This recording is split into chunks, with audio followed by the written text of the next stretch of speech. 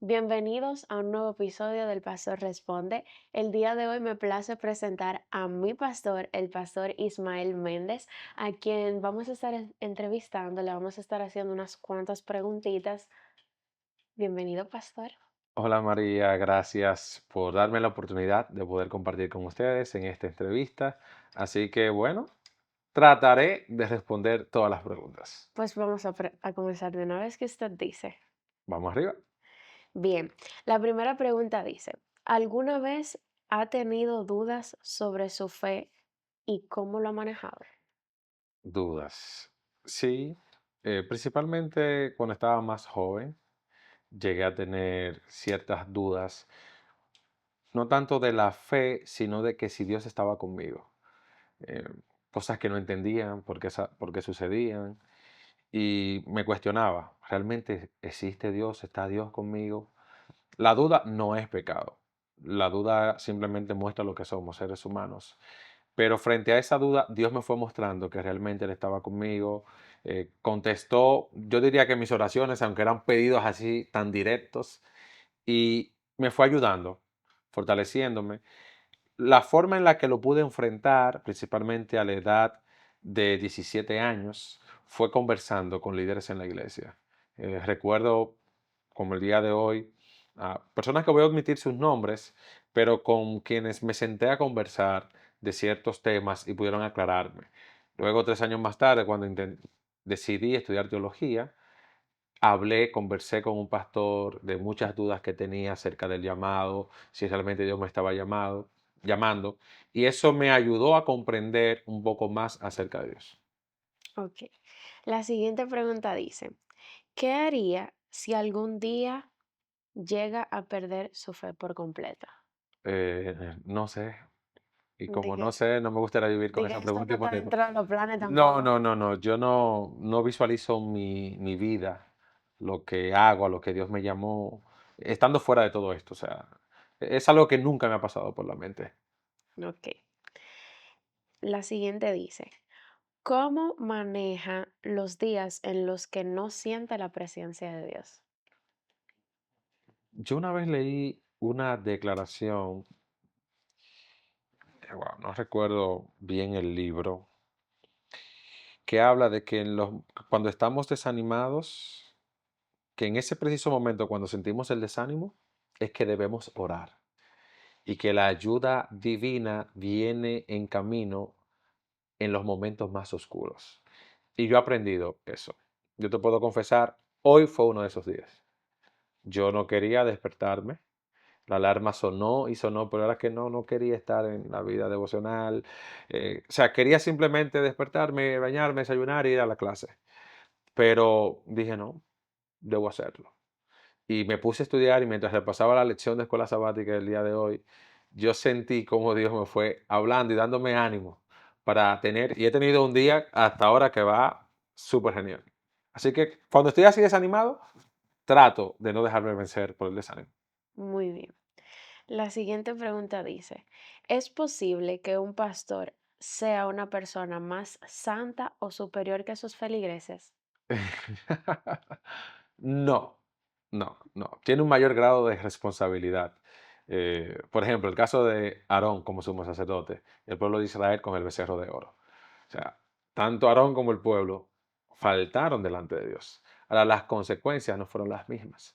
Entonces, no creo que un pastor sea superior espiritualmente a los demás miembros, pero sí tiene responsabilidades y yo diría con mucho cuidado eh, ciertos privilegios con Dios. No de favoritismo, sino en el sentido de como Dios le ha dado un llamado con una responsabilidad, ese llamado viene con herramientas. Dios te da habilidades, herramientas, pero no para que tú seas superior espiritualmente a los demás. No, por lo menos yo no lo considero así. Ok. La siguiente pregunta dice, y va de la mano con la responsabilidad, ¿cree usted que la iglesia tiene una responsabilidad de ayudar a las personas a ser felices o solo a ser buenas personas? Interesante. Felicidad, buenas personas. Creo que va de la mano. La palabra de Dios presenta, mira, hijo, yo quiero que tú seas prosperado en todas las cosas. Dios desea que seamos prosperados. Dios desea nuestro bien. Dios desea que andemos en novedad de vida, en una nueva vida, que andemos en la luz, que seamos luz en medio de la oscuridad. Así que yo creo que el llamado de la iglesia es ser portavoz del plan que Dios tiene para nosotros. Y dentro de ese plan está nuestra felicidad, que no es todo lo que vemos aquí ni lo que vivimos en el aquí y en el ahora. Nuestra felicidad tiene algo más allá, que es llegar a la vida eterna. Y ser buenas personas va muy relacionado con esa transformación que Dios realiza en nuestras vidas. Y así que creo que hemos sido llamados a las dos cosas, tanto a la felicidad como a ser buenas personas. La siguiente pregunta me gusta. Dice, Ujú. si usted pudiera cambiar algo de las enseñanzas tradicionales de la iglesia, ¿qué sería? Tremendo. Ah, por ejemplo, hay personas que están viendo esta entrevista Mm, y como yo no tengo un saco y una corbata, van a pensar que yo soy menos pastor o menos espiritual que los pastores. ok, Yo cambiaría ese formalismo que se ha traducido en legalismo. Y no es la iglesia como tal. Nuestra iglesia a nivel mundial, nuestra institución, está bien, porque enseña las cosas correctas. Pero en la práctica, en algunos lugares, de forma muy local o regional, las personas siguen ciertas tradiciones que han estancado la iglesia, el avance de la obra de Dios en ese territorio. Entonces yo cambiaría ese formalismo legalista que se ha estado introduciendo en muchos lugares, que son más tradiciones que principios bíblicos. ok. La siguiente pregunta dice, ¿alguna vez has sentido envidia o celos de otros pastores o líderes religiosos? Realmente no. Te digo por qué. La forma en cómo está estructurada nuestra iglesia no es para que el pastor se esté envaneciendo. Hoy yo puedo estar, como estoy ahora de pastor en la iglesia de Piantini, pero mañana yo puedo estar en otro lugar, fuera de la ciudad, en alguna parte del país, en alguna región, y sigo igual. El pastor que esté en Pedernales y yo que esté en el centro de la ciudad no tenemos un salario diferente, ¿no? Todos tenemos el mismo salario. Entonces la iglesia no, creo que ha sido sabia en cuidar que el pastor adventista como tal no se crea dueño de la iglesia, no se crea mejores que los demás. Claro, hay personas que tienen mejores herramientas y demás. De sentir envidia, no, sí he sentido admiración.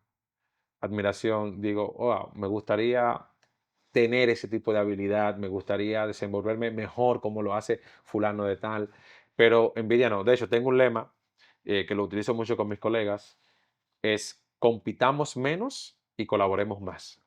No creo en esa competencia donde tenemos que medir quién es mejor que el otro, sino en la colaboración. De la mano a su respuesta llega esta pregunta, que es, ¿cómo manejas la humildad en su rol como pastor? Yo era muy arrogante, muy arrogante. Esa arrogancia me llevó a no tener amigos. Mi primer año en la Facultad de Teología, en ese primer semestre, yo no tenía amigos. O sea, los colegas no se relacionaban conmigo por la actitud arrogante y pedante que tenía. Yo venía de un background de estudios universitarios, estudiaba ingeniería electromecánica y ya había cursado prácticamente el 70% de mi carrera y un poquito más. Entonces creía que yo sabía más porque había colegas que no conocían de una computadora, que no conocían de trabajar los programas de Office. Entonces, como yo sabía, llegó un momento donde me fui creyendo tanto y tanto que la arrogancia me llegó a reflexionar, me llevó a reflexionar, porque me vi solo. Me vi que cuando hacían un grupo de trabajo nadie quería estar conmigo. Cuando estábamos en un grupo social, todas las mesas estaban ocupadas, no había un espacio para mí. Y yo le pedí al Señor que me ayudara con eso. Porque junto con la arrogancia estaba mi manera de responderle a las personas. Explotaba por todo, era muy impulsivo. Y yo recuerdo aquí, donde estudié, en la Universidad Adventista Dominicana, que fue donde estudié teología, me fui al Play. Y un día orándole al Señor, yo le pedí al Señor que me cambiara, que no quería ser así, porque me vi tan solo que dije, esto no es vida y esto no es ser un pastor. Dios, tú me llamaste, pero ¿cómo es que tú no puedes transformar mi actitud? Entonces, después de allí, yo sentí como Dios me cambió.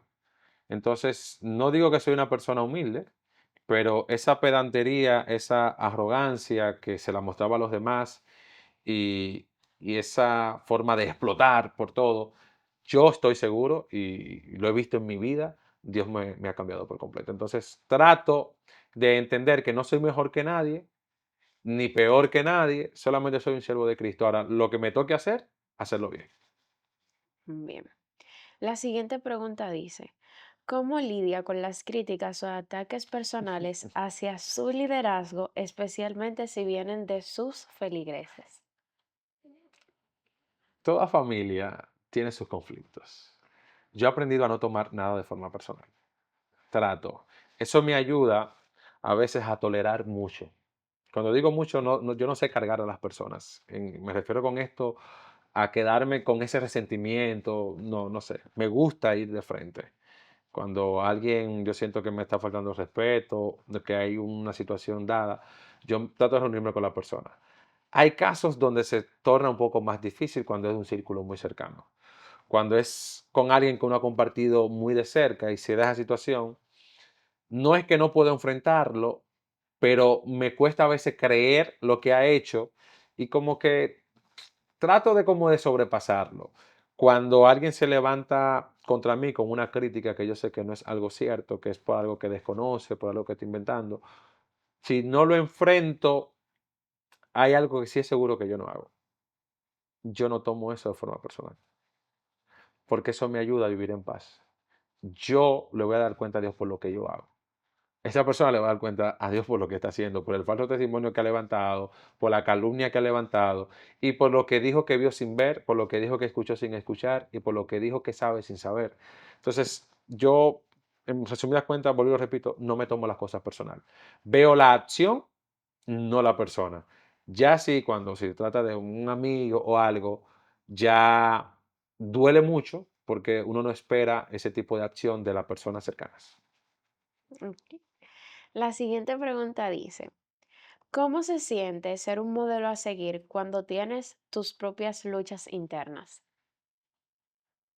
Sabes que a mí me ha funcionado mucho una frase y es que yo soy de carne y hueso. María, así como tú me ves en la iglesia, yo soy en mi casa. Yo soy con mi familia, yo soy en la universidad, soy así en todas partes. No tengo como diferentes personalidades. Por eso me puedo parar en el púlpito y hablar de un tema y si mi esposa está allí o está mi familia allí, que son los que más me conocen, no sentir vergüenza, porque ella sabe cómo yo soy. Mi familia sabe cómo yo soy. Entonces, aún teniendo mis propias luchas, yo me recuerdo que soy de carne y hueso y cuento con amigos, hermanos. eh, Dios ha sido bueno en ese sentido, porque eh, cuento con la bendición de tener amigos, hermanos que la iglesia me ha regalado. Yo sí tengo el privilegio de ser su pastor, que yo puedo llamar, decir, mira, tengo un mal día, estoy pasando por esto, estoy pasando por esta situación, ayúdame con esto, mira, me está pasando esta situación, ¿qué consejo tú me das? Y lo he hecho. Esas son bendiciones que Dios nos da en su gran familia, en la iglesia. Entonces, creo que no tener miedo a ser vulnerable, a llamar y decir, hermano, ore por mí, tengo esta situación, me ayuda a luchar con mis propias luchas, valga la redundancia, y me ayuda a entender que puedo ayudar a otros a pesar de yo tener mis propias luchas, porque somos una gran familia. Ay, qué lindo. La siguiente pregunta dice, ¿qué opina de la gente que asiste a la iglesia solo por costumbre y no por una experiencia genuina con Dios? Dios tiene diferentes métodos. Hay personas que están allí por costumbre, pero están a la espera de un contacto personal con Dios. Ese contacto no sé cuándo se va a dar. No sé quién para juzgarlo, no sé por lo que están luchando, no sé qué están viviendo, pero creo que puede tener la experiencia que tuvo Jacob. Jacob, durante sus primeros años, él hablaba del Dios de sus padres, hasta que un día habló de su Dios. Cuando él habló de mi Dios, entonces hubo una transformación en su vida. Eh, Quizás esa persona que está yendo por costumbre necesita ese encuentro con Dios y en vez de llamar el Dios de sus padres, que ahora sea su Dios. Tiene sus luchas y solo Dios lo puede ayudar. ¿Y qué mejor lugar que ir a la casa de Dios? Así es. Ya estamos terminando, pastor. No, no, tranquila. La siguiente pregunta dice, ¿alguna vez has sentido que le exigen más de lo que puede dar como pastor? Normalmente el ser humano es así. Exigimos lo que no podemos dar. A veces nos vamos más allá de la realidad. Yo simplemente aprendo a manejar las cosas que puedo manejar. No puedo tener el control de todo. Cuando siento que me están cargando más de la cuenta, yo pongo un stop. Yo pongo un stop. Ser tan frontal es bueno, siempre y cuando no estemos faltando al respeto. Eh, yo no cargo cruces ajenas. Yo te puedo ayudar y orientar con lo que tienes que hacer. No puedo cargar más allá.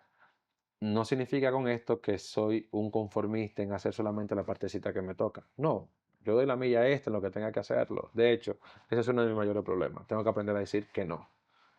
Eh, la gente después se va a tener que acostumbrar porque siempre digo que sí, pero tengo que aprender a decir que no. Pero cuando llegan ese tipo de cargas, trato de manejarlas como sea posible y que Dios me ayude. Y ya por último, la última pregunta que dice, si pudiera tener una conversación con Jesús hoy, ¿qué le diría? Wow, son tantas cosas. Si tuviera una conversación con Jesús, ¿qué le diría? Esa pregunta me agarró fuera de base. Sí, esa pregunta me agarró fuera de base. Porque, bueno, ¿O qué le preguntaría? sí, sí, sí, eso es. Ay, ay, ay. Yo le preguntaría, ¿por qué me amó tanto?